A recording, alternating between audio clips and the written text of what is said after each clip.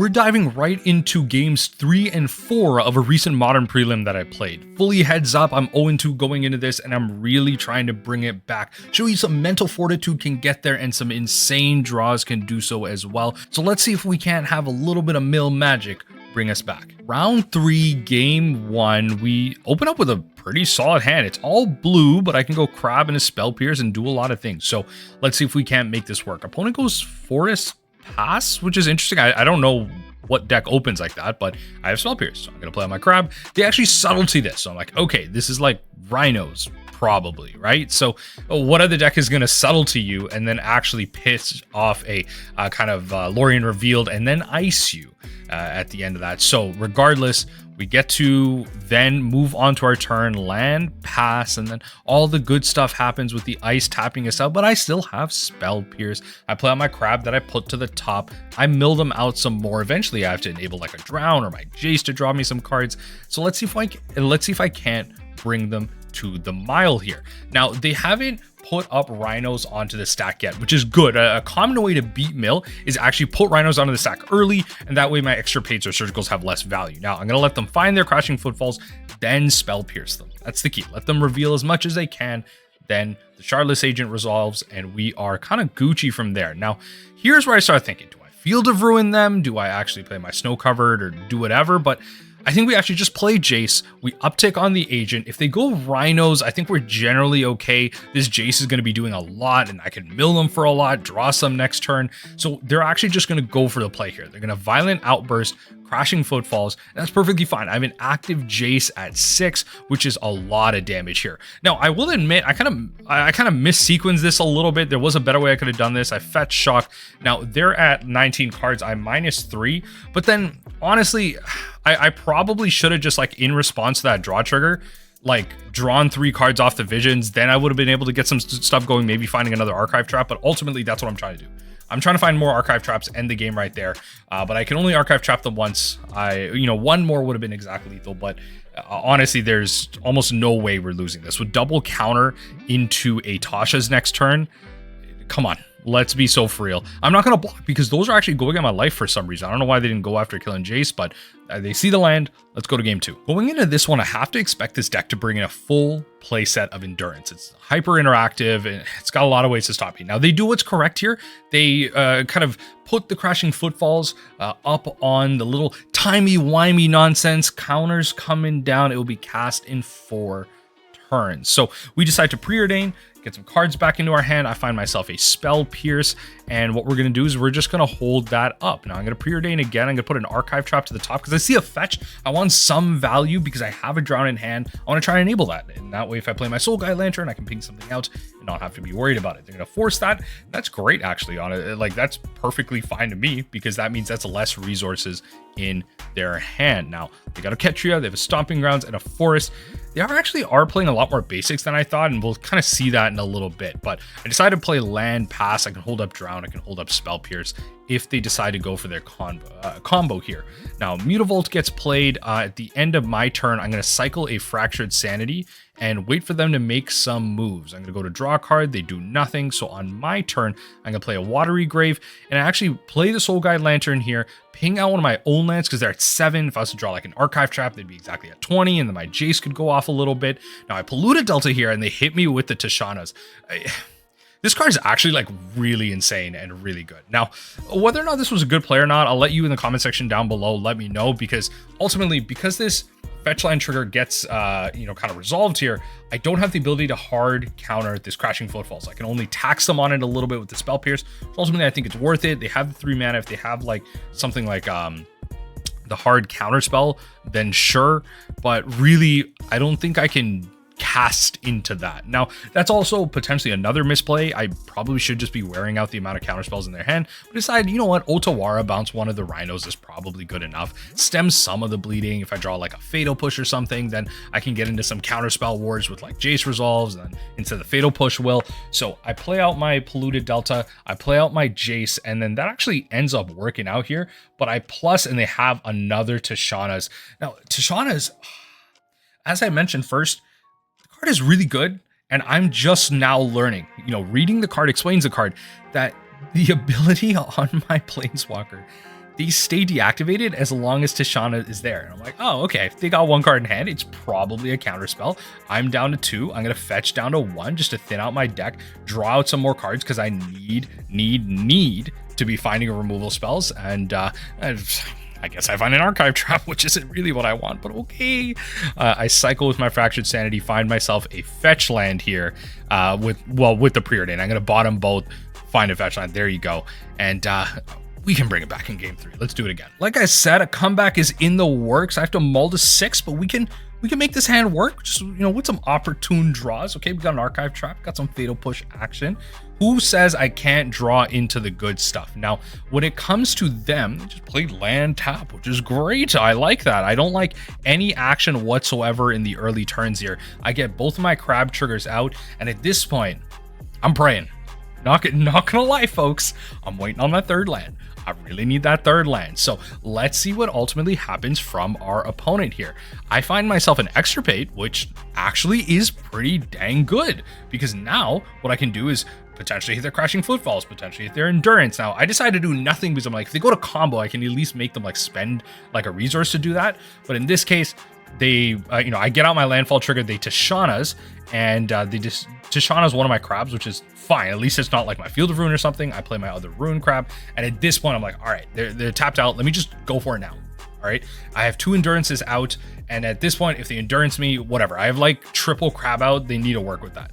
Now they do not have the endurance in hand. They have a couple of Flame of Anors and stuff. They're going to start taking out of crabs. I'm going to take some hits, but what's nice here, these Field of Ruins are going to go the mile. I'm going to take out their Triome, bring in another island, and then I'm going to fatal push the Tashanas, archive trap them. I am empty-handed. These crabs are going to do a lot. Tashanas is gone. That crab is back, and they are kind of on the back burner here. They're going to activate Mutavault for some reason. I don't know why they did that. I guess maybe they thought it had haste or something. I don't know.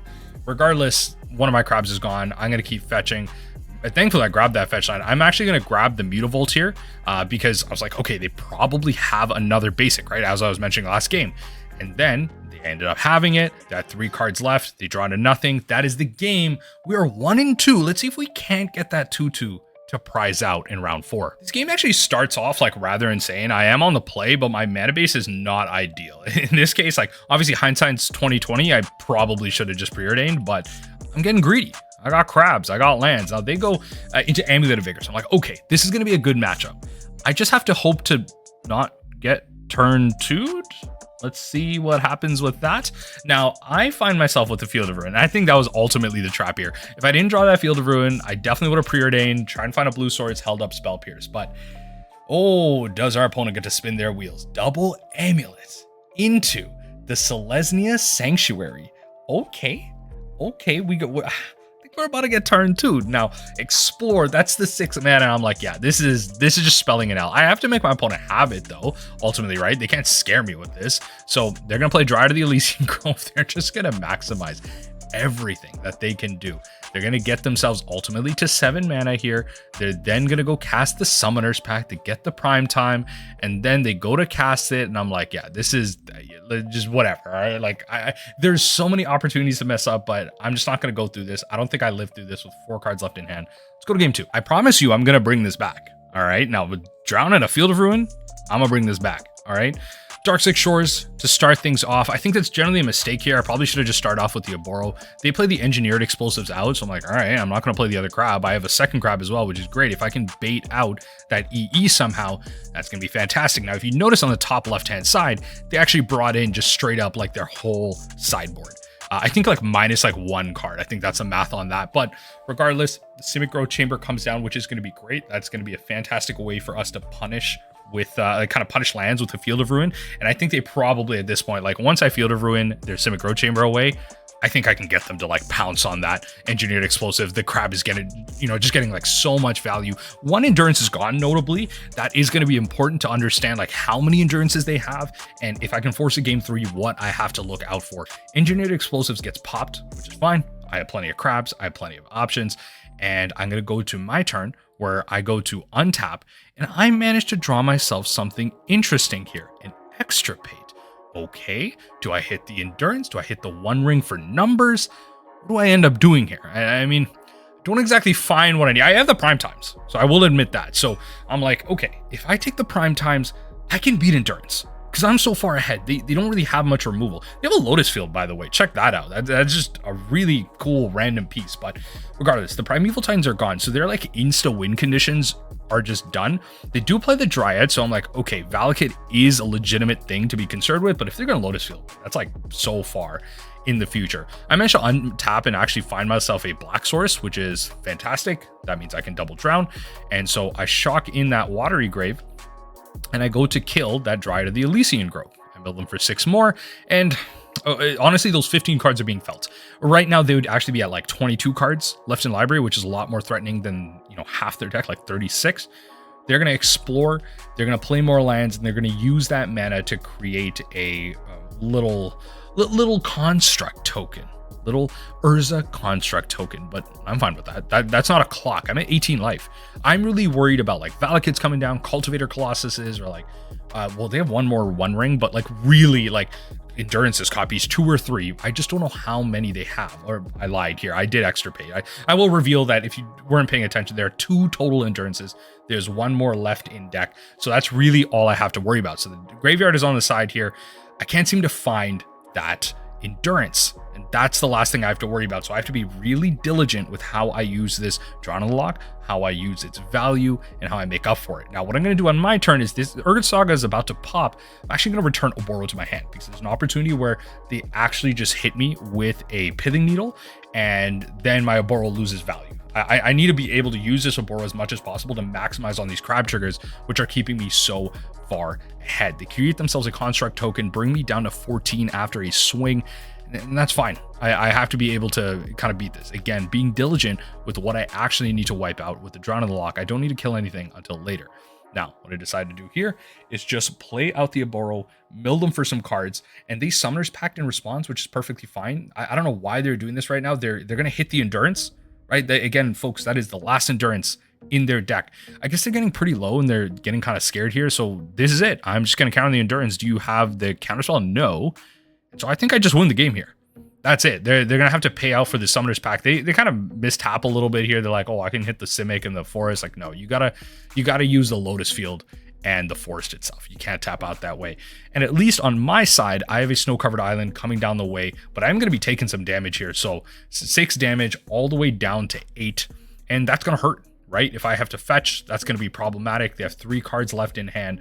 I managed to get to my turn. I managed to untap, which is great. And then on my draw step, once we get there, I managed to find a fetch land, which is good. I'm like, okay, I can fetch a little bit more. I have like some basics left, and they are 1 card left in library. So really, as far as I'm aware, they should not have anything here. They're going to draw, and we actually managed to force our way into a game 3. Opponent, what do you do here? Go in for the swing. I'm going to go to like some blocks. I just need to block like 1 of these and I can keep 1 crab. Like if there's some way where you put a card on top, it does not matter. Let's go. And it all comes down to this. Can I force the 2/2 to prize? Double Archive Trap, Ruined Crab, and no opener on the amulet? What did my opponent keep? This is interesting. All right, Ruined Crab, pass. I'm going to force them to have some removal for it. This deck usually doesn't. There's like 1 or 2 copies. And so with all the cards that they brought in from the sideboard, chances of them having it are pretty low. This is what happens when you bring in your whole sideboard. This is a deck that can support it. They had a keepable 7. But in this case, what I'm going to do is I'm actually just going to fetch out here. And I'm thinking they're tapping their green. I'm like, do you have a Veil of Summer? Well, I didn't cast a blue source, and this says each opponent. So you're not going to get any value out of it with the Ruined Crab. Now, I'm going to keep going through, keep passing through. I have these Archive Traps, which are going to be doing some beautiful things later on in the game, milling them crazy, especially once we get some more crabs going. Now they're going to tap 3 mana for a Dryad, and this is exactly what I'm looking to counter early on in the game. They're playing it real slow. They do not have any amulets, so I just have to rely on the fact that they're not going to be able to aggro out a Titan next turn. So let's counter the Dryad, get that out of the way, and then now on my turn, I'm going to be able to get a little silly. Now, we go to draw, we find ourselves a Fractured Sanity. I'm thinking, do I play the crab into the land or do I play land into the Fractured Sanity? So I shock my land in, I cast Fractured, save my fetch for next turn for the crab. I want to maximize these crab triggers. The big problem is I am not seeing any Endurances hit the graveyard. So my big fear right now is 1 is in hand. And honestly, I just have to force them to have it, right? It's 1 of those hands. I can't be playing carefully. I have to close out this game. I find myself with an Otawara. So what I do is play the crab, maximize my triggers, play the Flooded Strand now to see if I can't get those endurances out. One endurance you'll notice is in the graveyard right now, is the last one in their hand. To be fair, there's 26 cards left in their deck, and that Urza Saga is about to search their library. So we're about to get a lot of value, and hopefully we can close out if this endurance is not in there. If you're here, by the way, you probably noticed by the timestamps that we may get there. Engineered Explosives comes down. I'm going to double Archive Trap them. Game is over 2-2 in this Modern Prelim. Later.